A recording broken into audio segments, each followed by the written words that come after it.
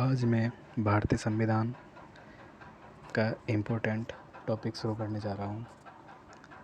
भारत का संवैधानिक विकास। मंगल भारतीय विधि संहिता के निर्माण एवं विकास की नींव कहाँ से प्रारंभ होती है? ये है 1600 चार्टर एक्ट के द्वारा, 1600 चार्टर एक्ट से।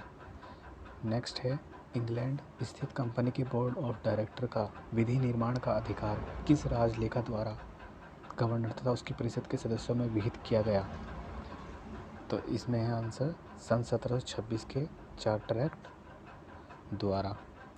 किस अधिनियम द्वारा कंपनी के गवर्नर जनरल का पद सृजित किया गया? गवर्नर जनरल का पद किस एक्ट के द्वारा सृजित किया गया? ये किया गया है 1773 के रेगुलेटिंग एक्ट के तहत। नेक्स्ट है, गवर्नर जनरल वॉरेन हेस्टिंग के 4 सदस्यीय परिषद में पार्षद कौन से थे? तो इसमें पार्षद थे हमारे फ्रांसिस क्वेलरिंग, मानस और बोरवेल। गवर्नर जनरल और उसकी परिषद किसके प्रति उत्तरदायी थी? तो ये थी बोर्ड ऑफ डायरेक्टर यानी इंग्लैंड स्थित निदेशक बोर्ड के प्रति उत्तरदायी थी। नेक्स्ट क्वेश्चन है, ईस्ट इंडिया कंपनी की प्रबंधन शक्ति किसमें निहित थी? तो उसकी जो प्रबंधन शक्ति थी वो गवर्नर जनरल और उसकी परिषद में थी। कोलकाता में उच्च न्यायालय की स्थापना किस अधिनियम द्वारा की गई? इस 1773 रेगुलेटिंग एक्ट के द्वारा की गई। नेक्स्ट क्वेश्चन, रेगुलेटिंग एक्ट के तहत गठित उच्चतम न्यायालय में कितने न्यायाधीश सदस्य थे तथा मुख्य न्यायाधीश कौन कौन थे? इसमें 4 सदस्य थे और मुख्य न्यायाधीश सर एलिजाइम्पे थे। बंगाल गवर्नर जनरल कौन था? बंगाल का प्रथम गवर्नर जनरल वॉरेन हेस्टिंग थे। रेगुलेटिंग एक्ट 1773 के तहत कोलकाता में उच्च न्यायालय की स्थापना ये हुई थी 1774 में। इम्पोर्टेंट क्वेश्चन है, पूछता है।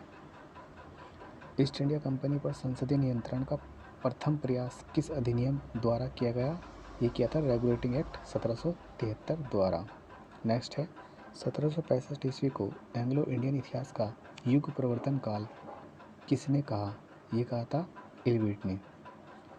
नेक्स्ट क्वेश्चन है, किस एक्ट के द्वारा सर्वोच्च न्यायालय की अधिकारिता से गवर्नर जनरल इन काउंसिल को मुक्त कर दिया गया? ये कर दिया गया था 1771 के सेटलमेंट एक्ट के द्वारा। सर्वोच्च न्यायालय की राजस्व अधिकारिता को किस एक्ट के द्वारा समाप्त कर दिया गया? 1781 के सेटलमेंट एक्ट के द्वारा। सर्वप्रथम किस गवर्नर जनरल को तथा किस अधिनियम द्वारा गवर्नर जनरल तथा मुख्य सेनापति दोनों की शक्तियाँ प्रदान की गई? ये गवर्नर जनरल थे उस टाइम के लॉर्ड कॉर्नवालिस और 1786 के अधिनियम के द्वारा की गई। नेक्स्ट है, किस अधिनियम के द्वारा कंपनी पर जो व्यापारिक और राजनीतिक अधिकार था वो दोनों को अलग कर दिया गया?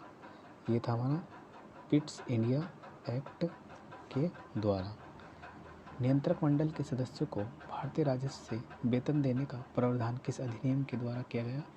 ये किया गया हमारा 1793 का राजलेखा एक्ट के द्वारा।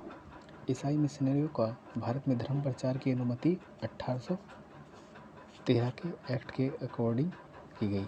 यानी ईसाई मिशनरी जो थे वो भारत में धर्म प्रचार किसके आए थे? ये आए थे, इम्पोर्टेंट है, 1813 का राजलेख।